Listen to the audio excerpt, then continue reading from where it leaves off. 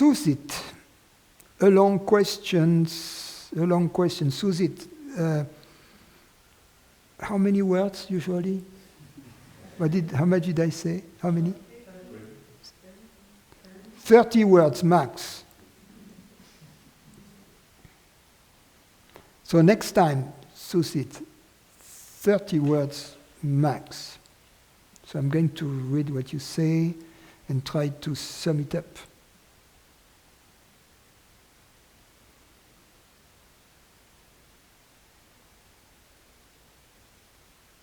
Okay, I'm going to read it.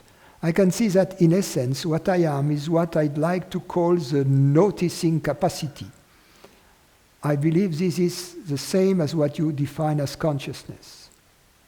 What is noticed, i.e. forms, is ever-changing and includes perception sensations that gives a sense of a localized body and thoughts. I cannot find a separation between what is noticed and the noticing capacity. Nothing that is noticed, forms, is permanent, and I cannot find a permanent entity that I can call me. The noticing capacity that is there does not know if it ever had a beginning or if it will ever come to an end. But what puzzles me is this. I cannot see how the noticing capacity, which I am, is not different from the noticing capacity of apparent other beings like you. The reason for believing there is separation is because the forms that appear as this noticing capacity is not the same or are not the same as the forms that appear as another noticing capacity. However, as Rupert Spira once said, even the forms that appear in one noticing capacity are constantly changing, but that doesn't give the sense it was someone else that noticed those different forms a few moments ago. One of the forms that seem to constantly appear, albeit changing slowly, is the body with its vantage point of itself and the world. The disappearance of the apparent another noticing capacity in the absence of their body/brain seems to give rise to the belief that the noticing capacity is dependent on the body-brain. However, I do agree that it is not proof that their body-brain are the source of their noticing capacity, as evident from our experience of dreams. There is a belief here, that you and other beings know with certainty that there is no separation between different noticing capacities. And I also believe that you can notice a noticing capacity in the absence of any of its content, i.e. forms.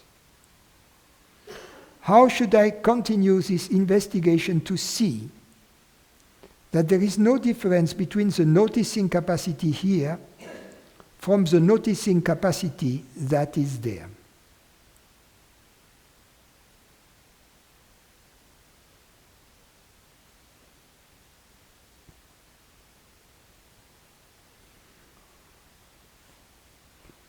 The first step to be taken is to be open to the possibility of noticing the noticing capacity in the absence of any of its contents. You say, I also believe that you emphasize the you, can notice the noticing capacity in the absence of any of its contents. And my contention is that you saw this. You too. You can notice the noticing capacity in the absence of any of its contents. And that would be the first step. So the first step is to be open to this possibility. Because if you are not open to the possibility of consciousness being aware of itself in the absence of perceptions,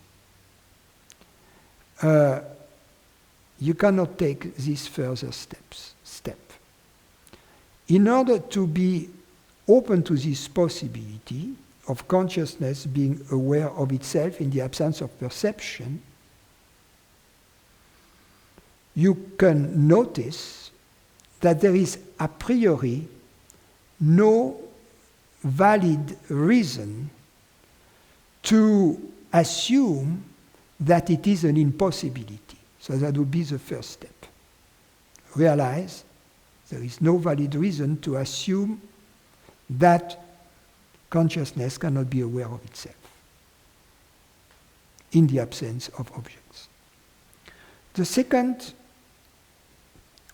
so that's a prerequisite that this openness to this possibility should be present. Then the second step is to think of what the implications are of such an experience of consciousness being aware of itself in the absence of objects. In the absence of objects mean in the absence of any forms of any content. One of the consequences is that there is no time elapsing there. Because in the absence of events, of objective events, of phenomena, there is no sensation of time elapsing. The flow of time is nothing else, in fact, than the flow of objects. If there are no flowing objects, time ceases to flow. That is very important, because the only type of experience we are used to, phenomenal experience, is conditioned by time, so that we implicitly assume that any type of experience takes place in duration, has a beginning in time, elapses in time, has an end in time. And we project onto the experience of consciousness being aware of itself in the absence of objects the same phenomenal time bound or time conditioned quality. So we have to first be open to the possibility of a different type of experience, of a type of experience in which there is no elapsing of time. What does it mean from the vantage point of the mind? Is that this experience from the vantage point of the mind is kind of a non-experience. When we have a deep anesthesia and we have a surgery for 3 hours, as we wake up, it seems that we just fell asleep, that nothing has happened in the meantime, that it was just a few seconds ago, because there is no memory from that. in order for an experience to leave us this feeling that it has elapsed in time, we should be able to remember some objects that were present during this experience. Therefore, if this experience is objectless, we won't have the feeling that it has any duration in time. If you will, this experience will be external to the mind. Now, you could tell me, yes, but then this experience may as well be non-existent. So, I want now to take you gently to the recognition that perhaps you have already experienced such type of non-events, if you will. Take the experience, the aha moment, when you understand a thought that you had been dealing with without having an understanding of it. It was puzzling you. So you think about it. And all of a sudden you get it. Bingo. You have been thinking of it for 3 hours. To no avail. But all of a sudden you get it. How long does it take to get it? It's an instantaneous apperception. That's the difference between a perception that elapses in time and apperception, instantaneous insight. Does it imply that nothing has happened? Of course something has happened, because the content of your mind has been drastically changed. Before, you didn't have the answer, now you have the answer. Before you had the puzzle, now the puzzle you have the solution. So something important has happened. Therefore, this nothing moment is not completely a nothing. It has some efficiency. The second thing that you have to recognize is that in this moment of understanding, you were present. It's not like you were with your mind, then you lose your mind, you are not there, and then you come back, and then the understanding has been delivered to you. No. You rightfully claim this understanding to be yours. You say, I understood. You don't say, God did the understanding for me, or somebody else, or some other entity that was possessing me at the time. You are fully aware that this understanding is yours. And in fact, it is really the core of what you are. It is the centrality of your being that understood. That's why this understanding is so close and so self-evident and has this perfume. Therefore, what I have established or tried to establish for you here is the possibility of a different kind of experience, which is an experience in which there is no time elapsing, but in which you are present. And moreover, in this experience, we may ask the question, the experience of understanding, was there an object present during this experience? Because I don't remember anything from this experience a priori, there was no object present. There was no perception present during this experience.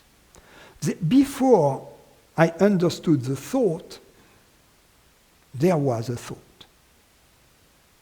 Then the thought vanishes in my intelligence or understanding, time stops, elapsing because there is nothing else than pure understanding there, or pure me, pure presence.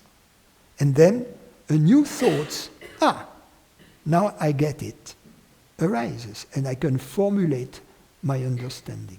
But in this interval between thought, between the question and the solution, I was present as consciousness, I understanding. It was not a nothingness because it was very efficient. There was no time elapsing there. And there was no object present because there was no thought present because this moment was precisely the interval between two thoughts. So now, I have make you acquainted with the possibility of such an experience of pure consciousness. Now, is the experience of understanding the experience of awakening we are talking about here? Not quite. The reason is that usually the experience of understanding relates to objects.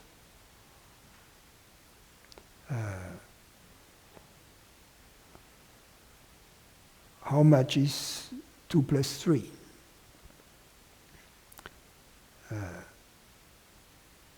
What is the proof of the Pythagorean theorem, etc.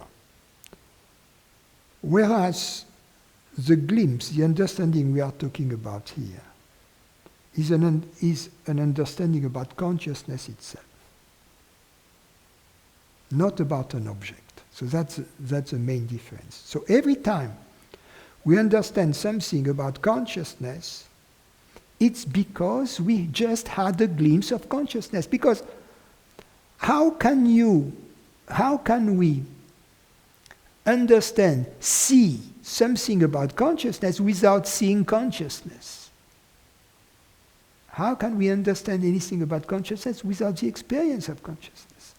Everything we understand something about consciousness, it is because we have the experience of consciousness. Now, there are all kinds that I call a glimpse. And in this glimpse, there is only consciousness, there is no object. Now, this glimpse will erode ignorance in the mind. And there are all kinds of glimpses.